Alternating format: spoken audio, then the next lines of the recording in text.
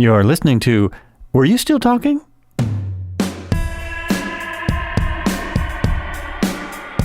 Hey, this is Joel Albrecht, and this is a special edition of Were You Still Talking? It's an edition that I'm doing. It's a supplemental. It's not my usual podcast. I'm going to be talking about the shared experience that we're all having and the dreaded COVID-19. The first thing I'm going to share is a quote. This is a quote from Director of National Institute of Health, Dr. Anthony Fauci, on CNN March 15th. So this is old news already. What he said was, "I like it when people are thinking I'm overreacting because that means we're doing it just right. See that I have a couple people watching. This is working." He also said for a while, life is not going to be the way it used to be in the United States. I know there's a lot of people posting a lot of stuff on Facebook about this issue, which I think is great. People that have issue with people posting about the issue, well, just skip by it. Just go right on by it and go to something else. I'm going to recommend some other podcasts as well, in case this isn't what you're interested in today. Mostly, again, I want to talk about our shared experience. I also want to point out some facts that I got from experts, not facts from myself. It's not just mansplaining. It's facts that I've gotten from experts. For one, I went on and looked at the population of the U.S., which is 7.7 billion as of April 2019. So if you look at some other numbers, that's something you can compare those numbers to. Total sick now, 4,096. That was as of a few hours ago. There's a live stream on YouTube, live coronavirus pandemic, real-time counter. It's pretty interesting. It has every country in the world, has the amount of cases that have happened. It also has the amount of recovered, which is a really nice thing. A lot of what I wanted to talk about and wanted to recommend for you is Dr. Jon Campbell.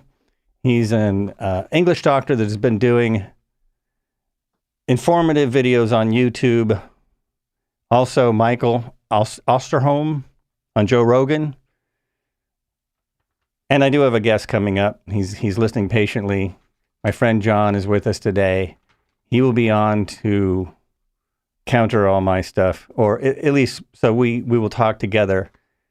Jon Campbell.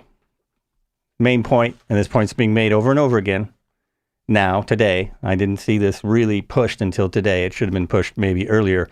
The reason that we're going through all this stuff, the reason that day by day, more people are being asked to shelter in place is to flatten the curve. Flatten the curve is something that didn't happen in China. It was too late. It didn't happen in Italy. It was too late. So in other words, they got all their cases at one time, a great big arc. They were completely overwhelmed, and they couldn't handle it. So the hospitals couldn't handle it. Medical people couldn't handle it. Not everyone is going to be sick enough that they need a hospital, but if they are, the idea here is to flatten the curve, to slow it down. So all these inconveniences and this dramatic stuff that we're seeing, dramatic. I've never seen anything like this. I'm like... well, I'm over 50, at least. And, this is, wow. I'm going to kind of go backwards. The information I have is, some of it's almost 3 days old, which right now is extremely old, right? We know this. We're getting updates by the hour, really. I'm going to start with, it's been 3 months since discovered the pandemic. The numbers are this is from Jon Campbell. The numbers are much higher than reported, as numbers are based on testing. This is especially true in the U.S. The testing is extremely low. Extremely low. There are over 340,000 people in Lane County. I'm going to get a little closer to home now. Over 340 people in Lane County. There have been 49 tested. So far, in Lane County, no one has tested positive. I think there are still more than half of the tests pending, far more than half of the tests. But we're talking about 49 people here, okay, out of 340,000. So if you're good at math, you understand that's a very low percentage. 7.7 billion people on the planet. There's 327 million in America. If you go to the live pandemic thing, you can see that the reason the cases are so low in the U.S. is largely because the percentage of testing is extremely low. So the numbers are much higher than reported, as numbers are based on testing. Now, the best case scenario here, as everyone probably can guess, is that all this that's happening, the destruction of our economy, the locking down of America, the scarcity of toilet paper, that all this is over the top, and in a month we'll find out that it's not that severe, that it hasn't hit that hard, and we'll go back and we'll be grumbling about how stupid everyone was to be in such a panic. The likelihood of that, according to the people who know a lot more than me, the WHO, the CDC, not the band, the WHO, the CDC, the people who know, they're extremely serious about how big this pandemic probably is already, because we were so late to get on board. Now, I don't talk about politics on my podcast normally, but today I might get into that. Another thing that Dr. John Campbell talked about was how much we could learn from China. The WHO was slow to respond.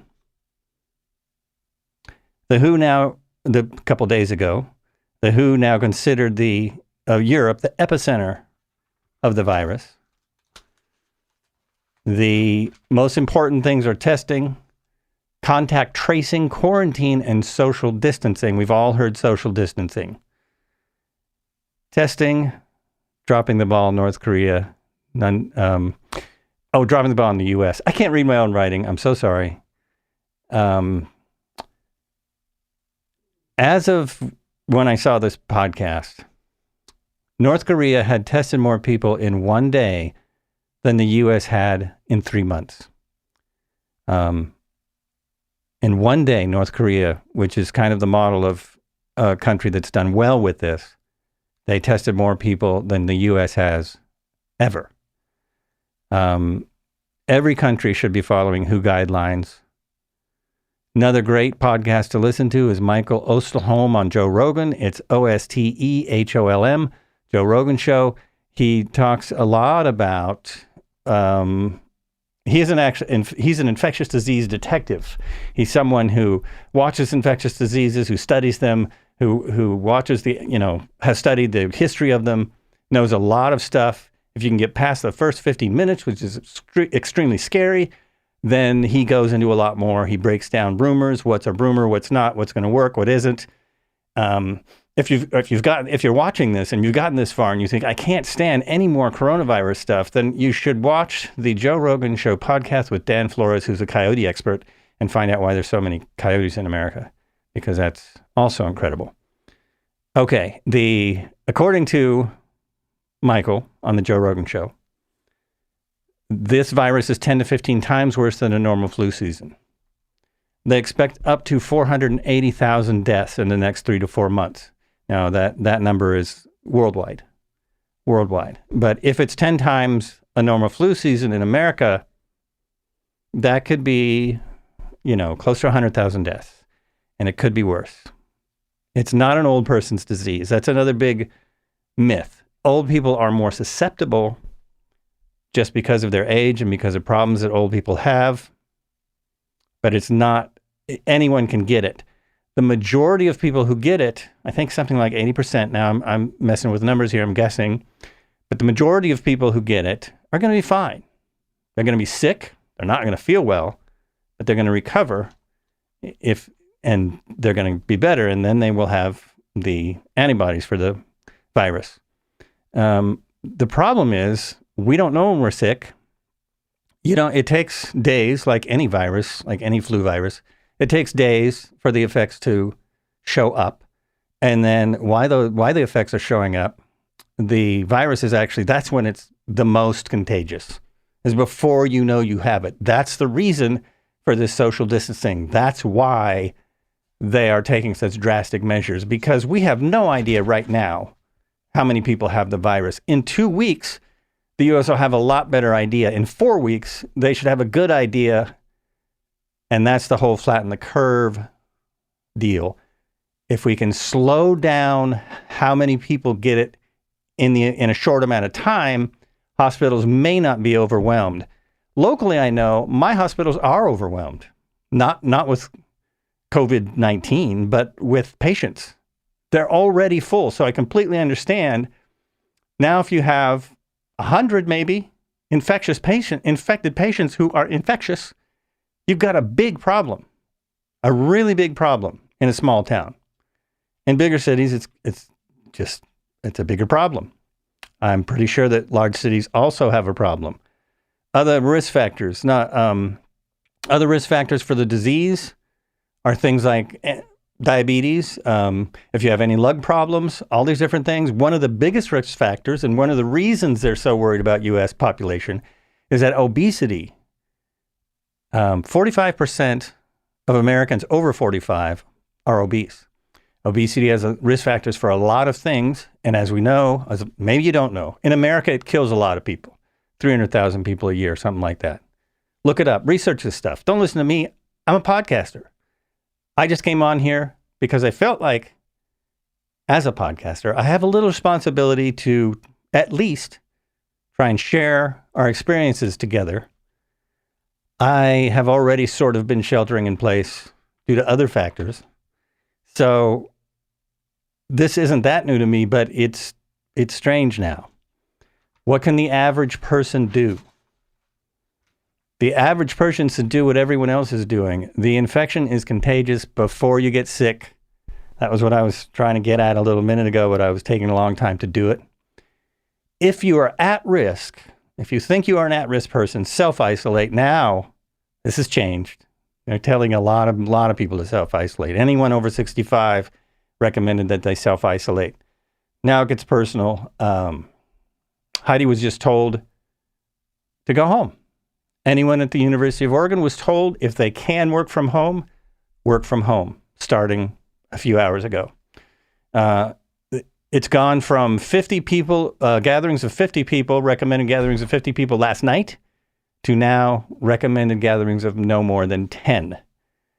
That's still, if one of those 10 is infected, that's still very dangerous, because the other 10 people then could spread that without getting sick, could spread that and still get other people sick. So unfortunately, this is real. I wanted to pretend it wasn't for a long time. I want to say I'll just go on as life as usual, especially because I had plans, as I'm sure a lot of you did. I had plans. Damn it. Too bad. Rhodes on MSNBC. Now it's going to get a little political. MSNBC this morning, he worked for Barack Obama's presidency. Obama left Trump a global health infrastructure, and Trump basically dismantled it. So that's the part that is really scary. And if anyone, I know other people are going to think, well, I'm going to shut this off because I'm just full of whatever, which I probably am. I'm full of beans. But that's a big deal. And I knew that was happening 2 years ago. I heard that he was dismantling certain departments. When you don't believe in science, you don't need science departments. The CDC is based on science. If it seems like a lot, you can turn this off now and go listen to the podcast about coyotes. That's a good one. But we're just getting started. I've got my friend on here, Jon Griffin. Before I bring him on, just real quick, I think it was Wednesday, I went to the store. This is Monday. Wednesday, I heard Costco was out of toilet paper. Went to the store. I thought, come on, this is stupid. There's toilet paper. And I was right. There was toilet paper at Trader Joe's. There was toilet paper at Price Chopper. So, okay, there's toilet paper here. I did some shopping. Friday, the whole toilet paper scare was bigger. Their shelves at Trader Joe's were bare. There was no toilet paper. There was no pasta. There was no canned goods. There was almost no frozen goods. There was lots of fresh goods, lots and lots of fruits and vegetables and meats and cheeses and all the different kinds of milks and lots of wine. And how does that make any sense? Shouldn't people have been drinking the wine? So that's where we are today as well. I went to some small stores today just to check in. No toilet paper. And after we talk a little bit more, I'm going to tell you how to make, I'm going to have Jon remind me to tell you how to make your own hand sanitizer all yourself. So Jon, welcome to the show. Thanks for listening to all that. And what's up? Hey man, it's good to be here. Wow, making your own hand sanitizer. Making your own hand sanitizer. That sounds pretty. Yeah. That sounds downright Rambo. That sounds like being resourceful. So how do you make your own hand sanitizer? Oh, we're going to get into that now because it's really it takes a while. All right. I can go to the kitchen and get. No, I'm kidding. This is nothing. You take 60% alcohol. We took a little container, like those travel containers, about like that, and we filled up 60%. Okay, it wasn't measured exactly. 60% with rubbing alcohol, and the rest with aloe vera. Well. Therein lies the problem, though, of rubbing alcohol. For example, I mean, honestly, man, I'm sorry, I don't mean to cut you off, but I don't have rubbing alcohol. What? I don't have rubbing alcohol. I actually wanted to get some isopropyl alcohol to clean the heads of my tape machine. And I'm like, man, is there any like electronics store or something where I'll be able to find it? It's nowhere. I do have hydrogen peroxide, which will work as well. Well, I guess if you do have that in your cupboard, because a lot of people, especially elderly people like myself, every garage sale I go to, there's rubbing alcohol. So every garage sale? Seriously, garage sales, okay, I'll say it, estate sales. You know what I'm talking about, estate sales, where the people no longer need their stuff. So a lot of us have rubbing alcohol. I hope you have that. The other, of course, alternative to hand sanitizer, if you don't even have that, use soap. Soap and water. Soap and water is very effective. I understand it is very effective. There's a lot of information out there on both ends of that, but I've seen many things about why soap and water is effective. So again, get your own information. I hope I've given you some resources here. I want everyone to understand that we're in this together, that it is a big deal. And yeah, you actually have a friend that was in China. Not a friend that was in China, a friend that is in China, a friend that's lived there and has been experiencing this for 3 months. One of my besties, Liam, LG, what's up, my man? Is living in Shanghai and is teaching in Shanghai as well. And his life came to a screeching halt when he suddenly had to basically quarantine himself and live out of his apartment. Classes were canceled, had to find another way of teaching. Largely had a long hiatus where he actually recorded or he laid the groundwork for recording 27 tunes, which is a great thing to hear because you want to know that people can be creative and inspirational during a difficult time like this.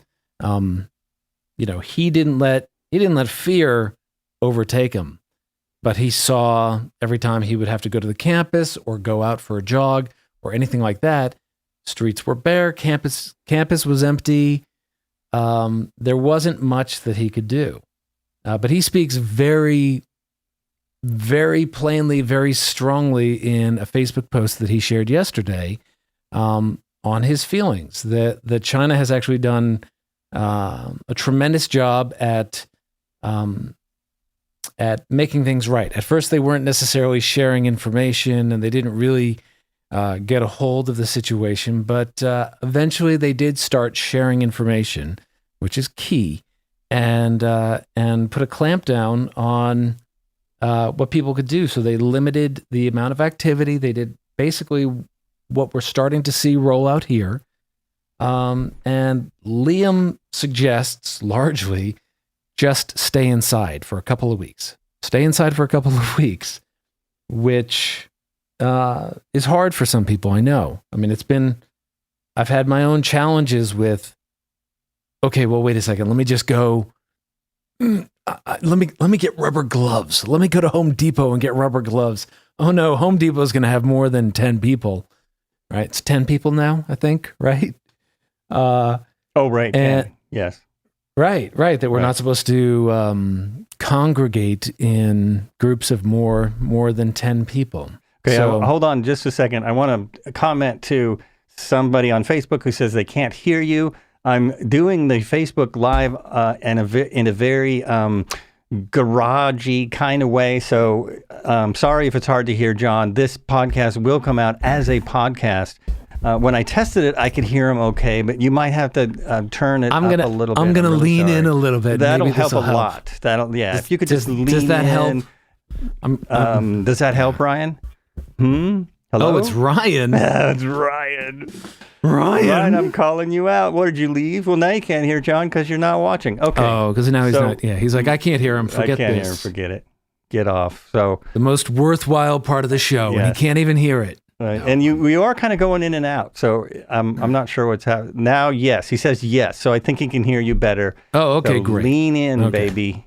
And I'm leaning in. It's probably quite a delay. I forget. It's probably a long delay. It's like we're in space. It's like we're from Mars.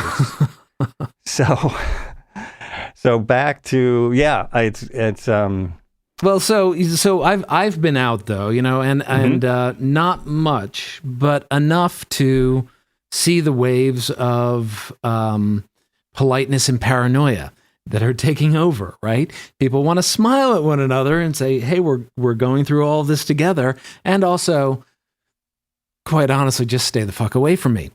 And in Weimar the other day, Facebook, right? I can't do that. Weimar. I was in Weimar and I was really surprised at seeing the number of people that were buying guns and buying bullets. And that's sort of been the big catch for me, is noticing the how we've already been infected, right? How we've already been infected by the fear of this. And not that we shouldn't be, not that we shouldn't raise our awareness, be smart, make the right choices. I think it really is a good idea to self-isolate, to self-quarantine, to... I stocked up on dry goods, all of that stuff. But I think it's also an important time for us to really evaluate, look at how we're communicating and what we allow to lead our communication. Are we communicating from a place of fear, from a place of scarcity and lack, and we're going to run out of toilet paper, and oh my God, this is going to happen, and all of that? Or can we communicate from a place of compassion, kindness, and love for one another, and really just getting the details right so that we can make smart, informed decisions? And as you said, help the people that might not necessarily be as used to getting information online, that might have a hard time going to the store and getting toilet paper. Anything that we can do to prepare ourselves and help people prepare, I think is a really worthwhile thing to focus on right now. Yeah, I think that's really true. And I've already seen people, helping each other. It's especially obvious when you look at Facebook that you can see people helping each other out a lot. I'm moving my camera around a lot because I'm trying to find a better position so you can hear John, and that has to do with how I have this set up, because the audio didn't work the way I wanted it to. So I'm afraid he's going to be a little low on the Facebook Live. I'm gonna Google, so I don't have to shout. I'm gonna Google where the microphone is on this computer. So. Oh, I see. Okay, you are cutting in and out a little bit, but it's also the fact that it's also how I'm doing this, because it's goofy. The people are already showing the worldwide, I think, the spirit of helping. There are all different kinds of people who are, doing what they do every day, as far as doctors and police and fire and volunteers who already are doing what, putting themselves in danger to help others. The other thing I wanted to point out is that even if the death rate is much higher than the normal flu season, it won't be, your risk of actually dying from this is pretty low. your risk of knowing someone that does is pretty high, especially if you're younger, in my age or younger and healthy, then your risk is even lower. That's a really good point. Yeah. That's a really good point. It's not necessarily your own risk of death that we're trying to do all these things for, but it's protecting everyone else. Yeah, and it's interesting. I don't mean to call anybody out, but I thought it was. I heard a reporter ask the president during the news conference this morning that was very interesting and very telling, and definitely raises more flags. About the Oklahoma governor who went out to eat for dinner on Saturday night and took Facebook pictures, and lots of people were saying, you're not being brave, you're just being selfish. And that might sound a little harsh, but it's kind of true that I think, like you said, I like that you said you're a podcaster and you feel a certain amount of responsibility to getting engaged in the conversation and keeping information flowing. A governor likewise has the responsibility to set a trend for the people that he governs, and unfortunately, that just wasn't the right message to send. It's hard because we're all experiencing this for the first time, right? I haven't really had this experience before. Have you? You ever gone through this before?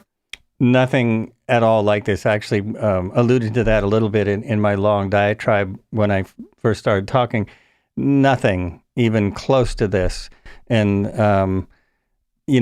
a lot of people are equating this to the world wars, and that's what it's similar to. Even if it has a much lower ratio of killing people, it's still affecting. I mean, it's already affected us. The amount of economic effect has been massive. The amount of effect it's had on everyone's life through all kinds of different ways. And especially, of course, the people who are affected more are going to be the poor. People who are poor, people who are homeless, people who who are laid up for any reason and need others so that they can get by. They are affected far more than you or I, and a lot of people I know. So that's kind of the hardest part. Ryan says he can hear you now. Good. Okay, I get I understand what I got to do now. I'll keep playing with my volume. I also turned up my microphone on my computer. I don't know if that helps. Maybe I'm too loud now, but you are not. No, okay, you're great. Definitely not too loud. Great.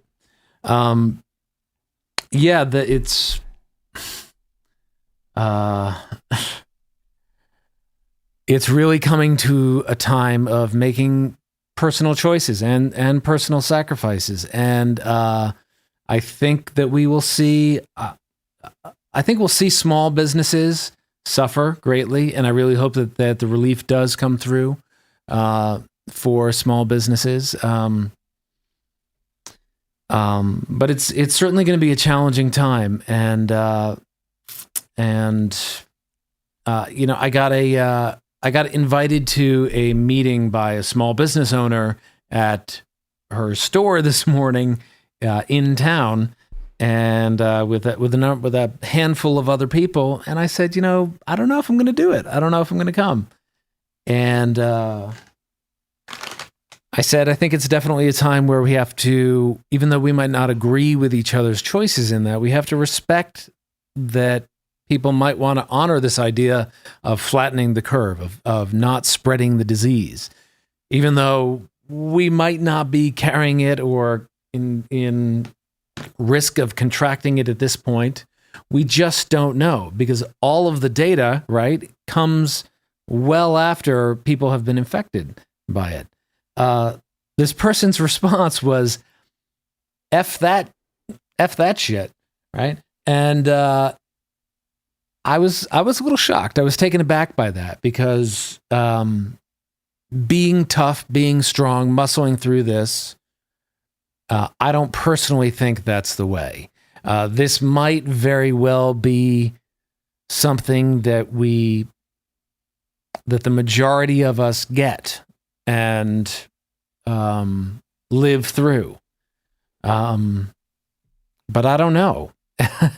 And the idea of flattening the curve, the idea of doing whatever we can to help those who might not necessarily be as healthy as we are, I think is the right choice. You spoke about, obesity in this country, and there was that detail in the Michael Osterholm piece on Joe Rogan about 45% of this nation being obese. And the real challenge, I believe, that comes with that threat to obesity is people that have diabetes, right? And one thing that my friend Liam, good old Liam in China, said was, he said, if you run out of food, this might just be the perfect opportunity to fast. And there is a piece of going out and shopping and getting yourself stocked up and all of that is trying to create, obviously, more of a barrier of stuff between us and this. The president called it, what do you call it? He called it the invisible threat or something like that this morning, which I was really surprised he said that. That is surprising, and it's actually kind of dangerous that it's hard to, I think maybe this is more in America, maybe it's every country, but it seems like more in America, the response is to go out and buy guns and be a rebel about it by having the parade. There was a massive parade, St. Patrick's Day parade, where everyone showed up. No one was going to listen to anybody. And the big thing is that the healthy people, the healthy folks are still going to spread it. So if you're healthy, you may not even feel any symptoms ever. You could still spread the virus to others and end up being responsible for the extreme sickness or death of a lot of people, because even people who don't die, people who need care, who need maybe a respirator to get through the disease because they have underlying symptoms, that is still a major hit on our hospitals and healthcare systems right now, and a major hit, on our community. So I think that's a big, I had the same feeling. I still have the same feeling. I want to just say, oh, no, I'm fine. I can go out and, get more hamburger at Trader Joe's. But unfortunately, we need to back off. We need to try and flatten that curve. According to some of these experts, it's just getting here. America is just seeing it. The big problem we have in America now is that 43, I think it's as high as, where are my notes? I've got notes. I didn't write that down. But when you look at the graphs today, there's live graphs that you can look at. There's something like 4,900 cases in America. That is largely because of lack of testing. There are not tests. No matter what the president says, the WHO and the CDC are saying there are not tests out there. There are not ways. 49 people in a county of 340,000. Okay, that's a local sample of how few people are tested. Right. So the WHO doesn't have any tests at all, right? Not that I know of. No, especially in America, the tests are either going to be from the government, or mostly the tests are going to come from private, because that's how we get our medicine. Well, it's interesting because so Bill Gates the other day, right? Did you see that news? Bill Gates. Who? You know who Bill Gates is? Bill Gates. Bill Gates. Nope. It's a song. Never heard of him. Bill Gates. Retired from or stepped down from the board of Microsoft, also stepped down from the board of Berkshire Hathaway so that he could focus on global health initiatives. I don't know necessarily what that's going to mean, how that's going to translate, but I believe it. And it seems like the right thing to do for somebody like Bill Gates to be willing to get involved and say, hey, you know what? We have a pandemic here, and we're going to need solutions. One thing that I really know nothing about, other than I heard it during this news conference this morning, was apparently Jeff Bezos has been at the White House the last couple of days. I don't know if he's been talking to the president. The president didn't seem to suggest that they had spoken. But it does seem like there might be people that are trying to use the systems they have in place to help reach people, to help get the help out there. I certainly hope so. Maybe that's just me being optimistic, but well, according to one of the watchers on Facebook, who said today they are sending test kits worldwide. So that's fantastic. The WHO is probably going to, they're already overwhelmed. If they send test kits worldwide, that is what's needed. Who knows how many test kits they actually have? The only thing we really know right now that I've heard, I'm not an expert, so I don't know any of this. This is just me sharing my experiences. I've heard that we do not have enough test kits in America. If you look at the amount of people tested state by state, nationwide, it's pretty low. And eventually, we're going to run out. If it hits the way that they're expecting it to hit, we're going to run out of test kits, and a lot of it is going to be self-diagnostics. It's going to be, if you feel sick, you call your doctor. If your symptoms are severe, then you'll need to go get help. If they are not severe, you'll need to stay in for at least 14 days, possibly more. It's pretty wild. Total speculation here. But if, for example, Amazon or somebody was able to say, all right, we're going to ship kits to every household in the country, right? And people can ship them back to us, and they will be self-testing kits. I don't know. That's something. I don't know what's required with that, but I like the idea of that. Invisible enemy is what the president said. He also said, what did he say? He said, someday it will hopefully end. He just alluded to someday it will hopefully end, which were all words that, of course, didn't help the stock market at all. Things started spiraling down even further. Today was a huge loss there. I'm sure you know. This is just beginning. And I'm not saying that in a fearful kind of way, and I don't mean to be so certain with that. But I do believe that this is just beginning. If we really clamp down on it, and if the experts are right about self-isolating and how that can really minimize the spread and allow the disease to allow the virus to pass or to die, it's so worthwhile losing a couple of weeks. Oh, absolutely, yeah. I totally having agree. this go on all summer, right? Having this go. Man, dude. I missed the Tool concert the other night and lunch with you because of this thing. And of course I was bummed, but it's the responsible thing to do, right? That's just bizarre, because I swear I missed lunch with you as well. No, man, no, I missed lunch with you, and I think I missed anyway. So we could go on all day on that. And all I'm saying is Burning Man's coming up. So it's like, come on. Oh man, yeah. Wrap this stuff up. The other thing I wanted to mention is that something that we really need to touch on, something we really need to remember, is that this is nothing like our grandparents faced. None of us are being forced to go to England and fight this on a sandy beach while machine guns shoot at us. Excellent point. It's going to be a lot for our generation. This is going to be it is a big deal. It's going to be a big deal. We'll get through it. And remember to support each other. Remember that panic is really unnecessary. Not the zombie apocalypse. It's not the zombie. But sharpen your shovels just in case. But it's I'm kidding. Don't sharpen your shovels. I saw an ad the other day. A Facebook or Instagram ad popped up for this, like, the ultimate shovel weapon, and it was like, man, here we go. It's just be mindful of what you ingest, and and the fear tactics. Because that's something we see in America a lot. Like you said, you were at Weimar and you saw people buying guns. I didn't experience that.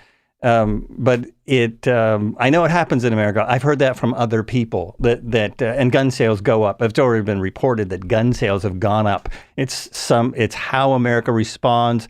I'm sure that the NRA loves it. I did want to touch on a couple things that I forgot about, and that is the fact, this is also from the Michael Osterholm interview, that there are some rumors that tend to circulate immediately. Hopefully they've been squashed already. This is not an attack. It's not an attack by terrorists. This is not something from outer space. This is not something that I put on the internet and that you can catch by using your computer. This is a virus that they've known about for a long time. The people who study viruses have studied this virus. The reason it's called COVID-19 is because there are lots of other COVID viruses. This is another thing you can research, and if you're interested, if it'll help. So it's not that it's abnormal, it's that it's worse than a lot of other viruses.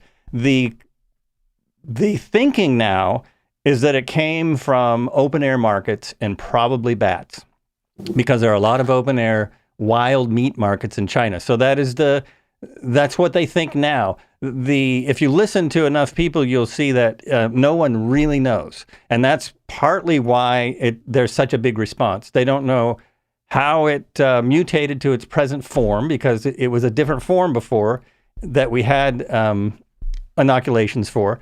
Now it's in a form that there is no cure for. That's one of the big scary parts about it. There is no cure for it. There is not if you take the vaccine for COVID-19 that doesn't exist, it won't help you because it doesn't exist. When they were taking flu vaccines last year, it was about 50% effective. That's still 50% effective. This year, there is no such vaccine, and it's a worse virus because of the way it attacks the lungs.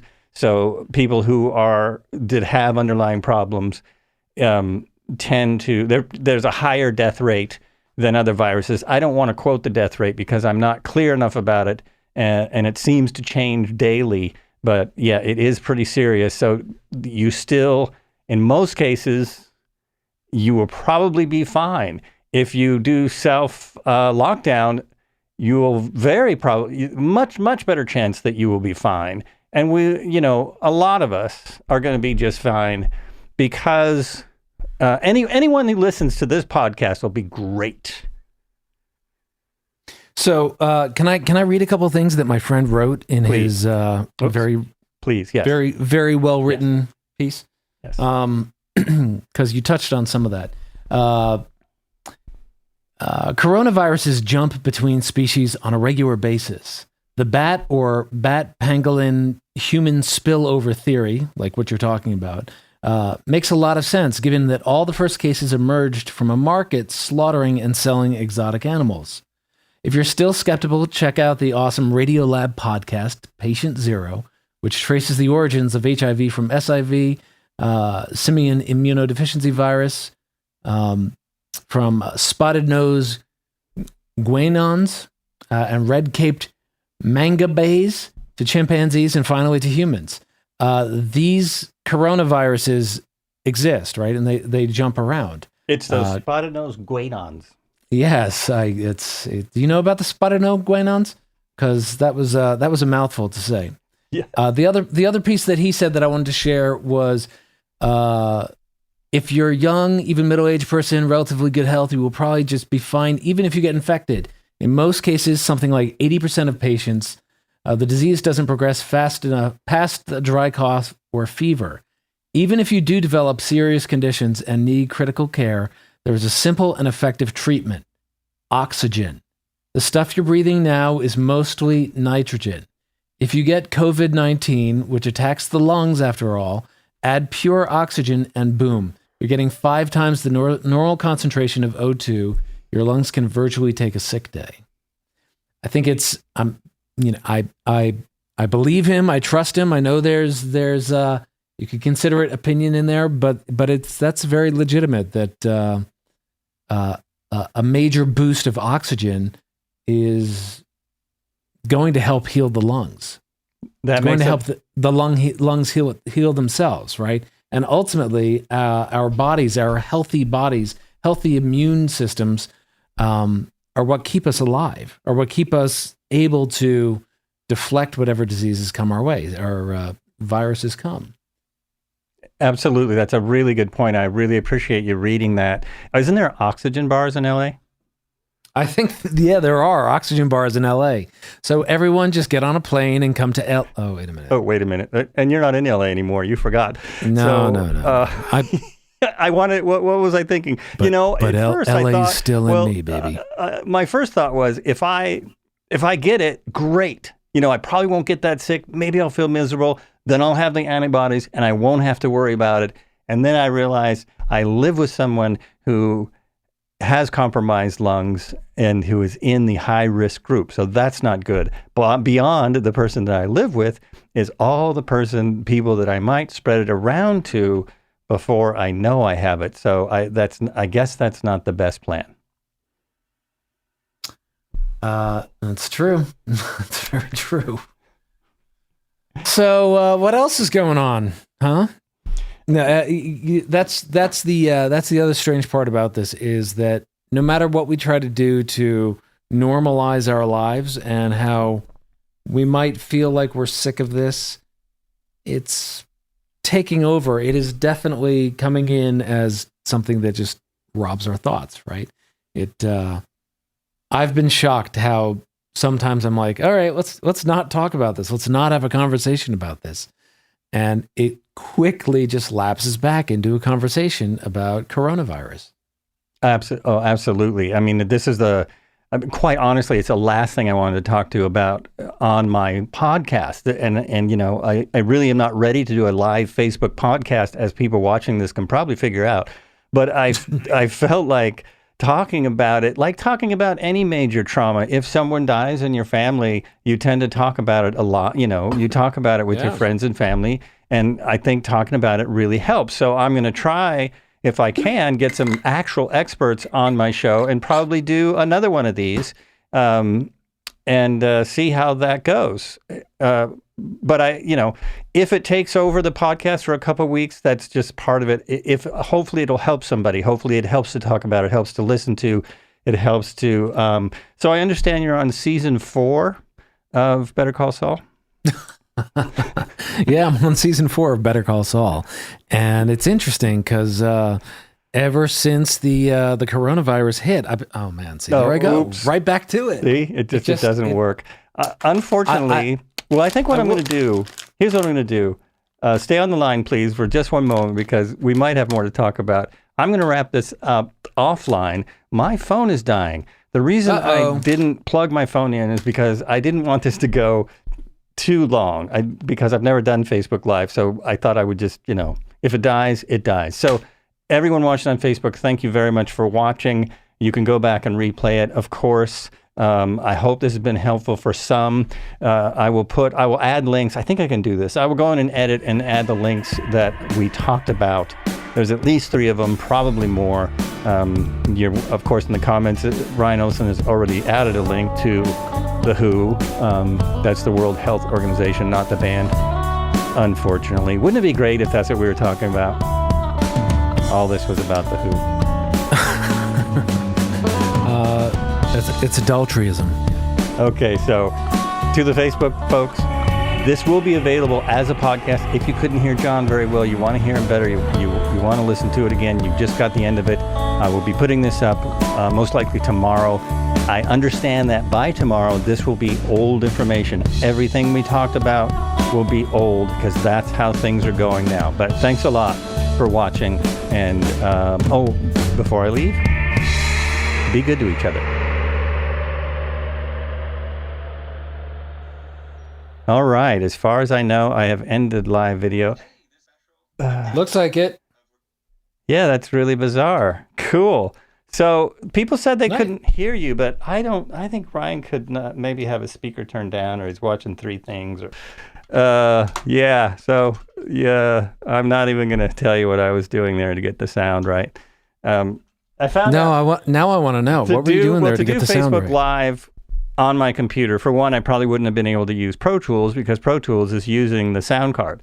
So I would have had I wouldn't have been able to record. It would have sucked. I couldn't get what I wanted. So aside from that, to get the sound through the board, as far as I could tell in my short amount of troubleshooting, is that I would have had to get another program. I'm sure there's several available, but I saw one right away, so that program does all the work and then connects to the Facebook server, and so then it would know to use my sound card. Facebook doesn't seem to. It doesn't seem to be able to find my sound card, even though it says it's getting sound through my sound card. It doesn't. So this is the aftercast, I guess. I'm still recording. I just realized I'm still going. So I'll let people in. This is the backstage of Were You Still Talking? We're now backstage with Jon Griffin, my good buddy. And what's happening now is everyone knows by now. They've been listening to the whole thing. What I was doing was I had the Facebook Live on the phone, which in fact is the best way to do it.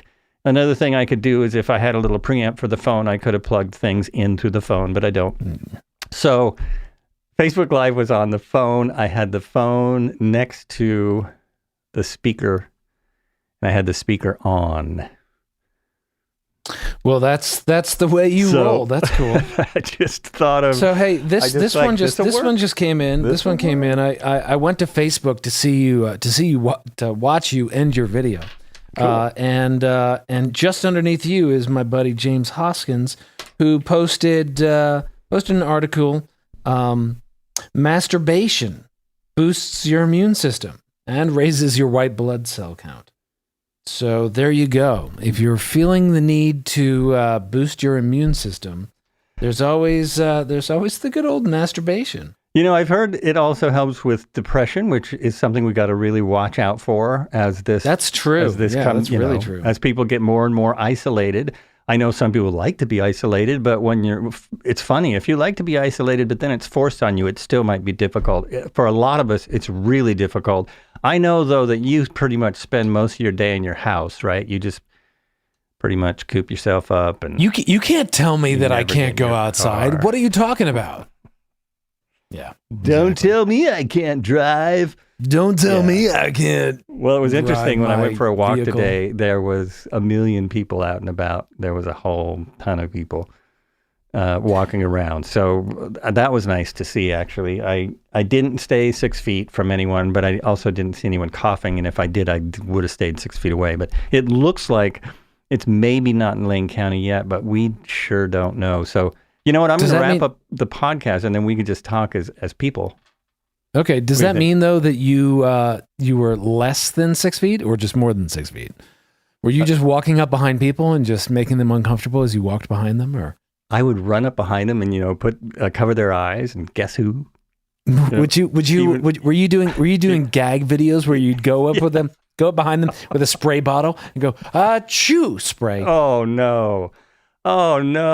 Oh, since I am still podcasting, and this probably will be part of the podcast, I wanted to say that, and I think I said this earlier, some people do get offended by the humor. Humor is really good for the immune system. Laughter is a really good thing. If you're offended by a post on Facebook or something, just scroll back, scroll by the post. Don't give it another thought. Also, if it's too overwhelming, and you're already self-isolating and you're watching the news and the Facebook and looking at different things, then really self-isolate. Turn that stuff off. Turn on the music. Go for a walk. Work out. Go swimming. Anything else. One of the funniest things I heard was Bill Maher. If you like Bill Maher. On his show, he was talking about how he felt really terrible, and it was the first show he was doing. My throat kind of hurts a little bit. His throat hurt a lot. He said, my throat was hurting terrible, and I just felt like crap. And then he realized because it was all the pot that he was smoking. Hey! So, if you're smoking a lot of weed, don't worry about it. That's normal. Well, then. Drink more water. That's a normal thing. So, but speaking about doing positive things, disconnecting and things like that, I'm going to put it to you, man. Are you going to do this abundance group? No, I'm not. And you said there would be no judgment. So there is no judgment at me on a podcast. I'm already doing those kind of things on my own. I really appreciate the invite. I really do. And if you could talk a little about it now, that would be great. If you could kind of tell people about what you're doing. I've been doing different types of meditation for a couple of months, sometimes more than an hour of quiet reflection. It's been extremely difficult the last 5 days. But I did do it today for sure, and just the mention of your group helped. So if you want to talk about that, go ahead. Oh well, I mean, I just wanted to find out if you were going to do it or not. But it's still a great thing to share. Yeah. Just so it's somebody invited me about a week ago to participate in 21 Days of Abundance, Deepak Chopra. Event, or not event, but group, where essentially, just like I did with you, somebody reached out to me and a bunch of other people and said, "Hey, I'm doing this thing, 21 Days of Abundance. Do you want to do it?" It's some meditations, it's getting a journal, it's writing in the journal, it's disconnecting from social media, it's disconnecting from your cell phone and all of that stuff. And what I like about it definitely is there's a focus to handwriting, which I think is a healthy thing for everyone to experience. Because I think, so many people are used to typing nowadays on their phone or on their computer or things like that. But I think there's a lot that, there's obviously different people that look at handwriting and they can analyze your handwriting and what it means and what it says about you. I don't know about any of that stuff, but I do think it's really a healthy process to connect with creation and connect with different ways of creating. And whether that's taking a pen or a pencil and writing in a journal, or drawing a picture, or writing music, or writing a song, or writing a story, actually moving your hand and creating something. Is I think I talked about it before, is a beneficial thing to do at a point like this when there's any kind of fear that might come in, because I think that's the ultimate antidote to fear, is creating something out of joy, out of love, right? And so I've really enjoyed being in this group, and I think I shared with you that you were one of the assignments that I'd asked. One of the tasks was to write down prosperous people that are in your life. And you were one of my prosperous people, because I think you do live authentically in yourself. I know you meditate. You, are mostly calm and even keeled, except for when you're doing a podcast, then you get worked up a little bit. But you've been such a, I'm not going to tout you too much here, but you've been such a great friend, and you have such valuable insight. And I just thought it would be a good thing, a fun thing that you might enjoy doing. But apparently not. Well, there you go with the guilt again. But thank you. Thank you very much. No. Thanks for inviting me. It's not what resonates with me now. I've done honestly, no. Yeah. No thing. I'm just trying to end my words from coming out of my mouth now. Okay. It's just that sometimes writing is not the thing for me. I'm doing a lot of creative stuff now. I was actually going on a creative sort of ramping up my creativity between the podcast and doing videos for YouTube that a few people might enjoy. Right now, you can test your listening skills with my latest drum video. And different I think being creative in any way, it's I understand handwriting is it's just not a thing that it feels like work to me. That's just, it feels like work, and that's not something I don't want to add that right now. In a week from now I might feel differently, and I'm hope that everyone gets a lot out of that group. I'm sure they will. It's a great thing. It is a great thing, and just a different way of connecting with people, especially during a time like this. Right. And I think that's a really nice thing is just for all of us to find ways to connect. And this is a way for us to connect too. Having a podcast, I mean, kudos to you and bravo for just going, hey, you know what? I'm going to do a podcast. You want to be on this podcast?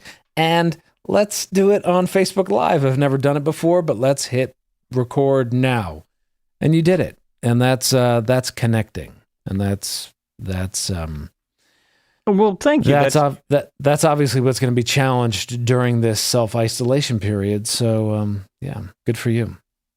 Thank you very much. Yeah, that was my thing. I'm very nervous about going on Facebook, and I'm resisting the urge already just to delete that video. But hopefully, you should delete it, man. It was terrible. It was terrible. Oh, by the way, delete that now. Please. Okay. All right. Oh my gosh. I'm going to do the wrap up. Okay, here we go. Remember to say it with me. You've been listening to, hello? Are you still there? Oh, you want me to say it with you? I thought you were talking to the audience. 3, 4. You've been listening to, were you still talking?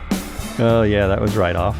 All right, maybe next time. Oh, I'll put it together. It was right on in my ears. I will put that together, and it will sound like we did it together. Thank you so much for listening. I hope to be back soon. You never know in these particular times. I probably will do another one of these side podcasts, I'll just call it, about what's happening now. Otherwise, I'll be back with a guest that we may talk about something completely different. The idea for this was from a guest that actually had to cancel at the last minute because of things going on in her life, but we were going to talk about her experiences and stuff. She was one of the first persons I knew that was going to self-isolate. So she was way ahead of the curve, but then things got too busy. And thanks so much for listening. And as I said a little bit ago, to end the Facebook, I'm getting confused with Facebook and FaceTime, to be good to each other. Thanks, Joel.